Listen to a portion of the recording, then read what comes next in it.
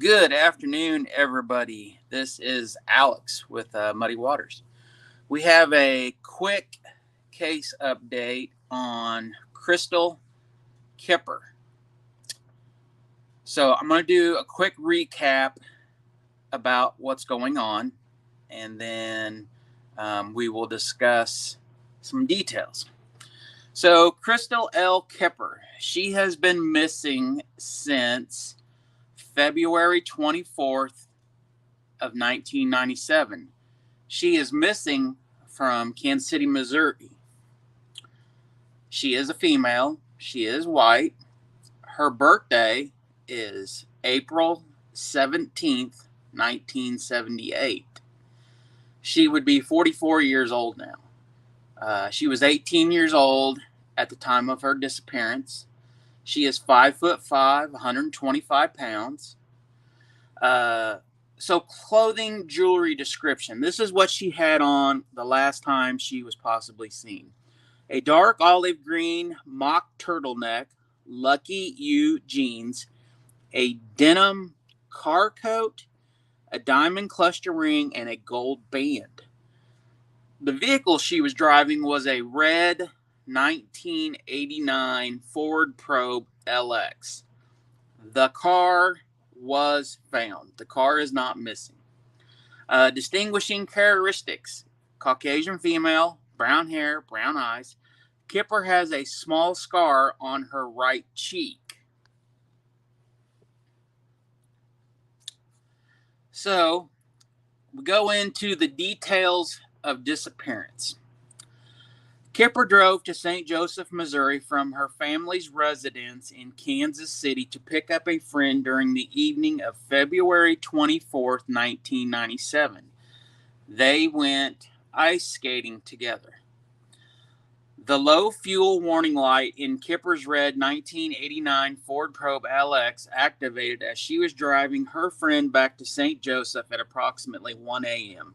She refused to stop for a gas fill up, saying that her car always has good gas mileage and she could return to Kansas City without topping the tank. Her family says she used her AAA Auto Club membership several times prior to February of 1997 after allowing her car to run out of fuel while driving. Kipper dropped her friend off in St. Joseph at approximately 2 a.m. and promised to call him by 3 a.m. to announce her arrival. Her friend fell asleep while waiting for her to call.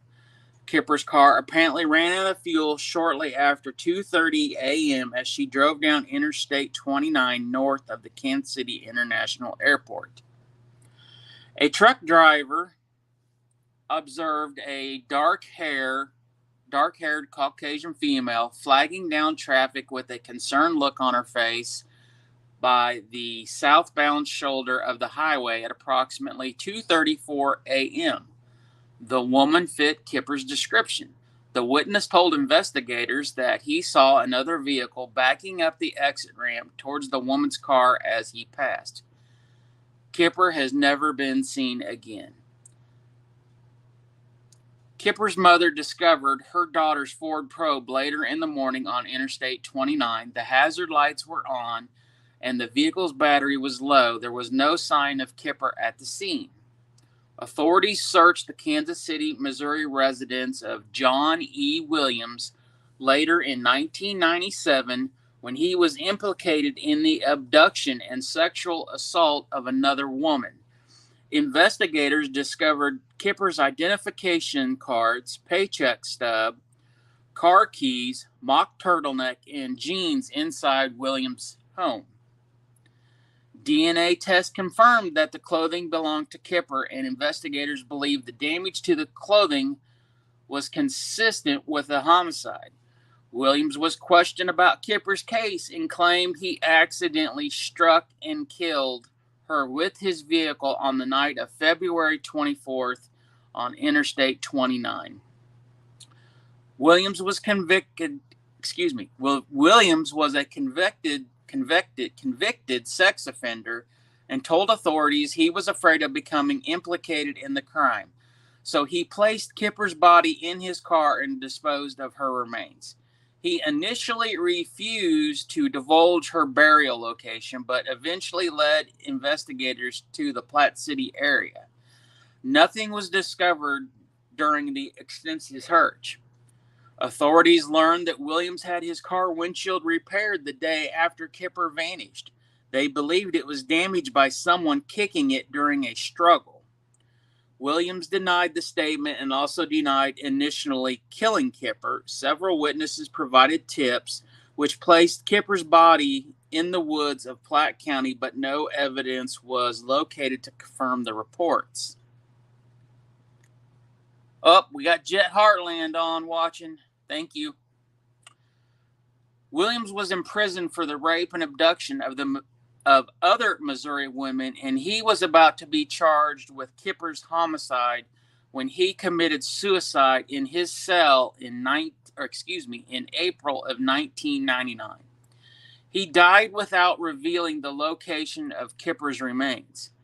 After his death, two of his cellmates collaborated in his previous statement, saying that he had told them that he had killed Kipper and disposed of her body. Kipper had been an exotic dancer in the Kansas City area in 1996, but had decided to leave the industry at the time of her disappearance and had secured employment elsewhere.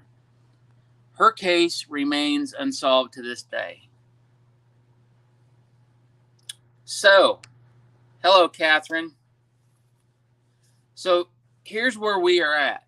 So, sometime last year, I'm trying to see if we can click on any bigger pictures of her.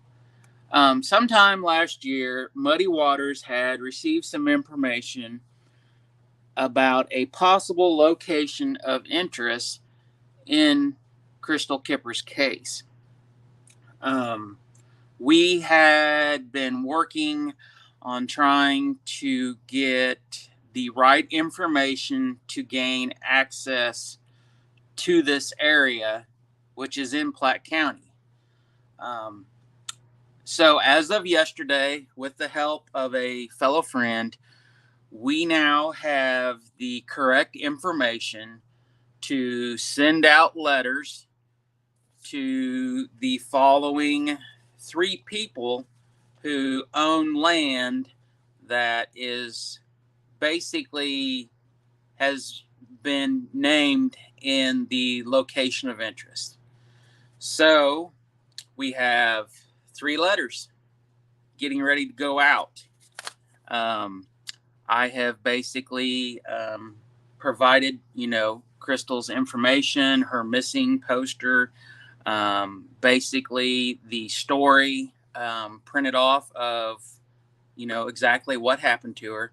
And I am, asking if we can be granted permission to search this area, which includes 3 different landowners at this point. So hopefully, fingers crossed, these letters go out today. And hopefully we can get a response, within the next week, either via email or, a phone call. And hopefully after they read this story and they read the letters, that they find it in their heart to grant us permission to do the first general walkthrough, investigation look at the land that's in question. This area was a place that he was known to frequent. So, fingers crossed, it is what we are needing.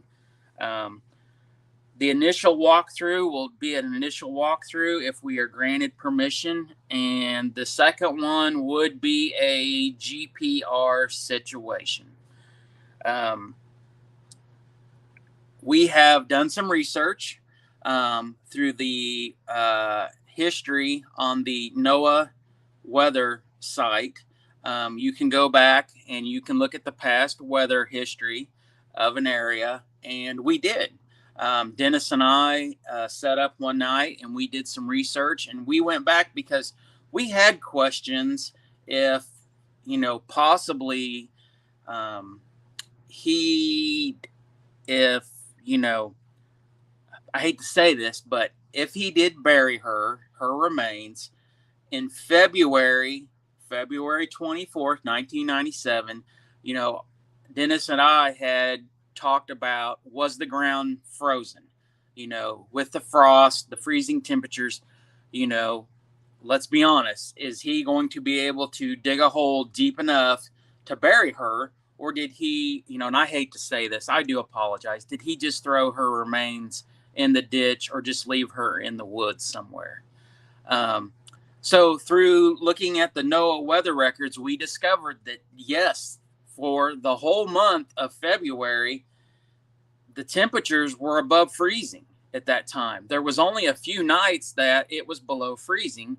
And with our research, we firmly believe that yes, the ground was not, the frost line, being frozen, that yes, there is a possibility that he could have dug a grave, and buried her, So, um, so hopefully, like I said, I have these letters. They're going out today. And hopefully we will be granted permission to access this property.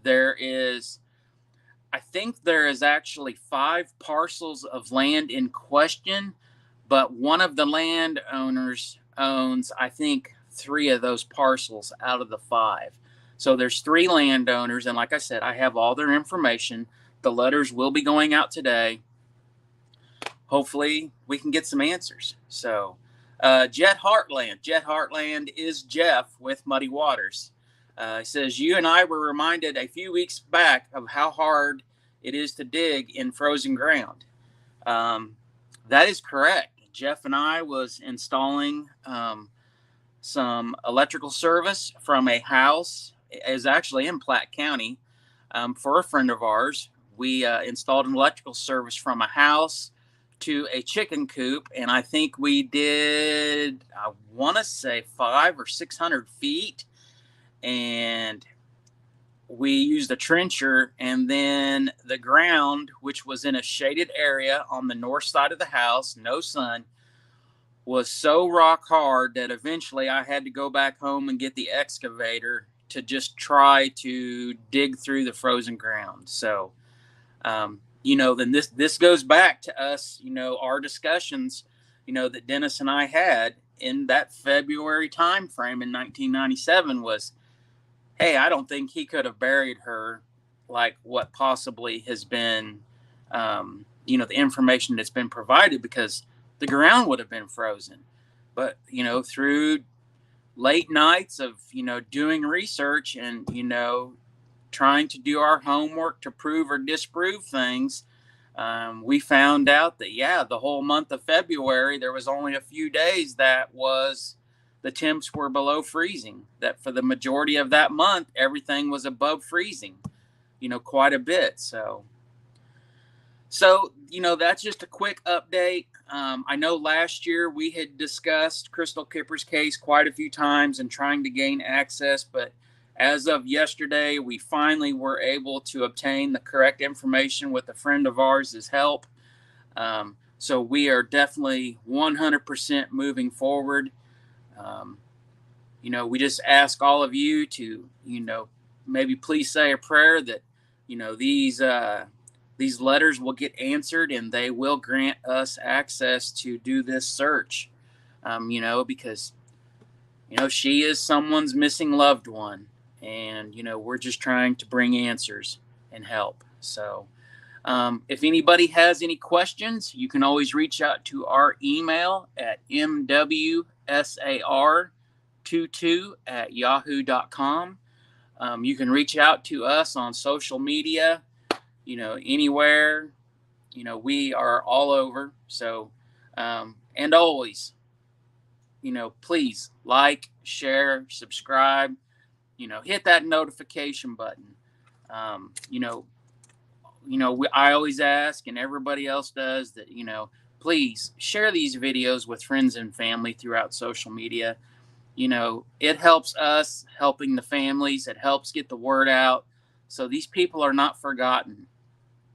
There's so many cases that are forgotten when time goes by, and unfortunately, Crystal's case is one of those because it has been quite some time. So everybody, please try to have a great day, and we will talk at you later on. Thank you very much for watching. Bye-bye.